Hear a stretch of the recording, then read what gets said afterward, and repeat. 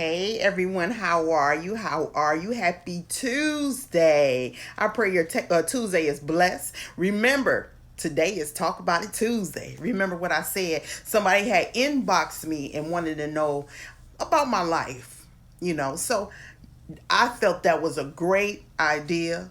I felt that it would heal me from my past traumas just to talk about it. I never really talked about my life, the good, the bad, the ugly, whatever. So yeah, today is the first part of me talking about my life. And also you could also I pray that you will also follow me on YouTube. And it's Chatting with Unique. That's what you can look up, Chatting with Unique, and you will find me, and you will find my videos. You'll find me preaching, you'll find me singing, you'll find these videos, you'll find a lot of things that's very encouraging. Amen. Amen. So this me telling my story may, like I said, open up some wounds, may get some people upset about, some things, but this is my truth. And, I have the right to talk about it. I will not talk about, say names, you know, um, just for, confidentially. I ain't trying to have nobody get mad at me or even try to sue me because I had put their name out there. So, I'm gonna just say certain things.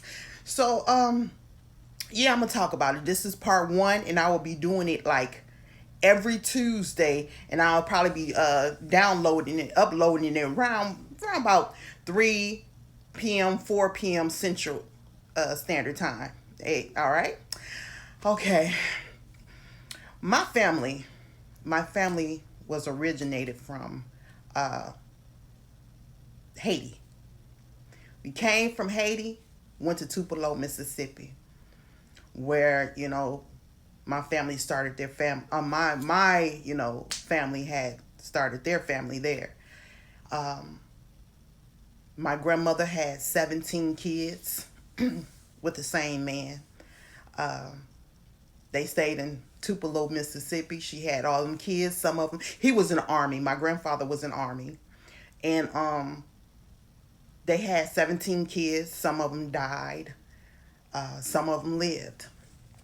Um, my grandmother knew, I guess, by her having so many kids, it was just like a pattern.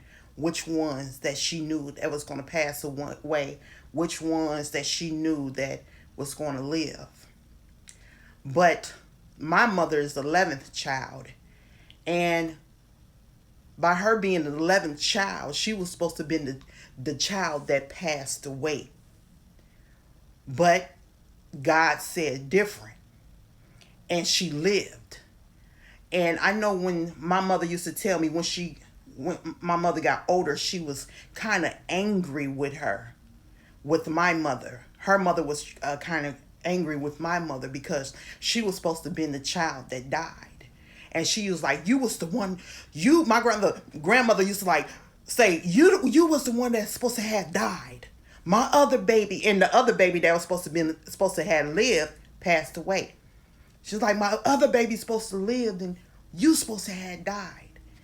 And that stayed in the back of my mother's mind, and it hurted her because it was like her mother wanted her to die and wanted the other baby to live.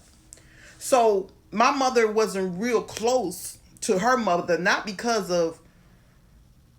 she didn't want to, because of my grandmother basically pushed her away. So she was closer to her father. She was closer to her father than her mother. One day, my grandfather, which is my mother's father, said that they was staying in Mississippi, that he was, you know, um, going to the store. And my mother asked her dad, she was like, "Dad, let me go with you." And I guess all the times that he went to the store, my mother was always able to go to the store with him. But this one specific time, he wouldn't allow her to go. So my mother knew something wasn't right because he was like, "No, no, Annie," that's what's her name. "No, Annie, you can't go with me this time." And that was basically the last time she seen her father. He left, and got with another woman, had more kids by that woman, had another family, and left my grandmother with the kids that she had. My grandmother had a nervous breakdown, and my mother had to take care of the kids that was up under her, and the older kids already had left, and it was a lot going on in my mother's life. So later on down the road, as they got older, that's when my family ended up in Illinois. Since then, they stayed there, and my mother came. They was in Illinois. My grandmother finally got herself together, bought a house. She was the first black woman on that street. She worked like 2 or 3 jobs, and she did what she had to do. So as time went on, my mother became a teenager, and she met this man, this young man, and they fell in love, and I truly to this day believe that was my mother's first love, or I know she loved him a lot. And she had 2 kids with him, which is my oldest 2 sisters. She had 2 kids with him, and something happened to the point that their father went to prison and had to serve life in prison. And she was basically forced. She had to move on because also he had gotten killed in prison. So she was basically, she had to move on. She had to move on. Even though that was the love of her life, she had to move on. So my second oldest and me are 4 years apart. I guess 3-4 years later, she was staying in an apartment, and my dad's sister and my mom stayed next door to each other in these apartments. And my dad used to come around to his sister's house, met my mother, came on to my mother, and I guess my mother, fell for him. Not to mention, my dad was already married to another woman. Okay. So they they got together, had a relationship. My dad was living 2 lives, had a relationship, and they had me 4 years later. When I came along,